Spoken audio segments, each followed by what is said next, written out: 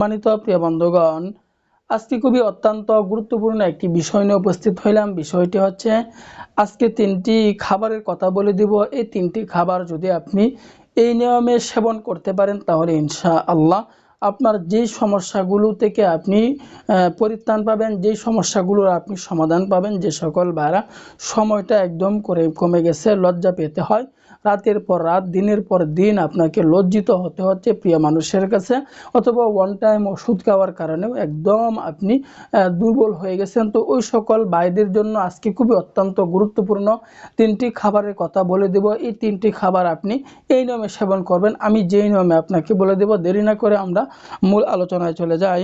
প্রথমে আমরা জানি মধু এবং কালোজিরা।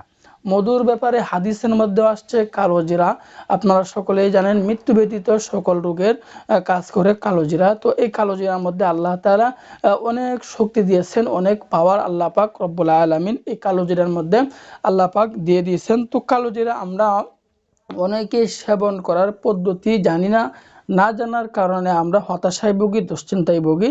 তো আমি আজকে সঠিক নিয়মে কালোজিরা এবং মধু কিভাবে সেবন করব, 3টি খাবার কিভাবে সেবন করব, এই নিয়ে বিস্তারিত আলোচনা করব ইনশাআল্লাহ।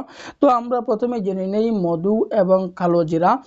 হাদিসের মধ্যেও আসছে মধু এবং কালোজিরার উপকারিতা সম্পর্কে। তো মধু এবং কালোজিরা, এই মধুটা আমরা কিভাবে সেবন করব, কালোজিরাটা আমরা কিভাবে সেবন করব। প্রতিদিন সকালবেলায় খাঁটি মধু সংগ্রহ করতে হবে। ভেজাল মধু হইতে আপনাকে সতর্ক থাকতে হবে। বাজারে এখন ভেজাল মধুর অনেক সয়লাভ হয়ে গেছে। তো ভেজাল মধু হইতে সতর্ক থাকতে হবে। এখন বলতে পারেন খাঁটি মধু সংগ্রহ করা আমাদের পক্ষে সম্ভব হচ্ছে না, তাহলে আমাদের সাথে যোগাযোগ করবেন, কন্ট্যাক্ট করবেন, খাঁটি মধুর ব্যবস্থা আমরা করে দিব ইনশাআল্লাহ।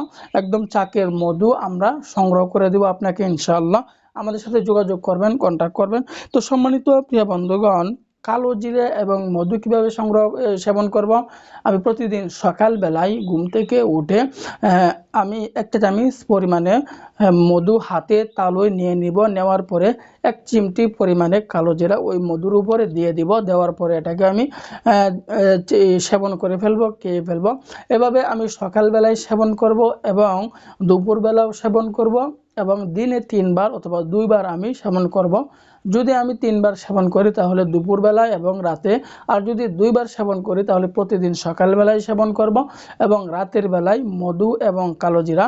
এভাবে আমি সেবন করব মধু এবং কালোজিরা। তো দ্বিতীয় নম্বরে হচ্ছে আমরা সজিনা পাতা, যেটাকে আমরা সজিনা পাতা অনেকে মরিঙ্গাও বলে থাকি, যে নামে চিনুক, সজিনা পাতা অথবা মরিঙ্গা। সজিনা পাতার ব্যাপারে কিন্তু অনেক মেডিকেলের বাসায় এই সজিনা পাতা 360টি রোগের কাজ করে। আপনারা গুগলে সার্চ দিয়ে দেখে নেবেন এই মরিঙ্গার উপকারিতা সম্পর্কে।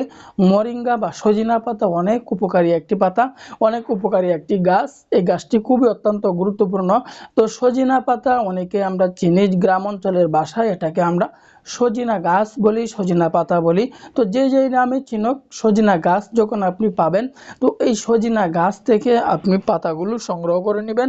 পাতাগুলো সংগ্রহ করার পরে এই পাতাগুলোকে আপনি রোদ্রে শুকায় নেবেন। তো সম্মানিত প্রিয় বন্ধুগণ, আরেকটি কথা এখানে বলে রাখি, যে সকল ভাইরা 3 বছর, 2 বছর, 5 বছর যাবৎ এই সমস্যায় ভুগতেছেন, তাদের শরীরে ছোটোখাটো বেশওয়াজ কখনোই শ্যুট করবে না। এই কথাটা কেন মনে রাখবেন, ছোটোখাটো বেশওয়াজ তাদের শরীরে শ্যুট করে যাদের সমস্যা অল্প হয়, যাদের সমস্যা কম হয়, তাদের শরীরে ছোটোখাটো বেশওয়াজ শ্যুট করে।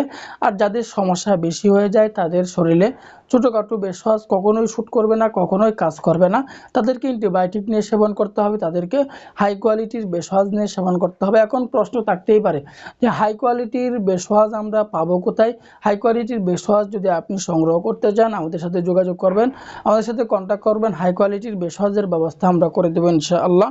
তো সজিনা পাতার কথা বলতেছিলাম। সজিনা পাতা আমি গাছ থেকে তুলে নিয়ে আসবো, নিয়ে আসার পরে এগুলোকে রোদ্রে শুকায়া, ভালো করে রোদ্রে শুকায় নিব। শুকায় নেওয়ার পরে এগুলোকে ভালো করে আমরা গুঁড়া করে নিব। যখন সজিনা পাতা ভালো করে গুঁড়া করে নিব, গুঁড়া করে নেওয়ার পরে এই সজিনা পাতার গুঁড়া আমি 1 চামচ পরিমাণে 1 গ্লাস পরিমাণ পানির সাথে মিক্সড করে সকালে সেবন করব এবং রাতের বেলায় সেবন করব সজিনা পাতা। এভাবে আমি প্রথম নাম্বার খাবার কথা বললাম মধু এবং কালোজিরা, দ্বিতীয় নাম্বার হচ্ছে সজিনা পাতা, তৃতীয় নাম্বারে আমাদেরকে যেটা সেবন করতে হবে চিয়া সিড। চিয়া সিড অনেকেই চিনি, অনেকে হয়তো বা চিনি না। এই চিয়া সিডের অনেক উপকারিতা।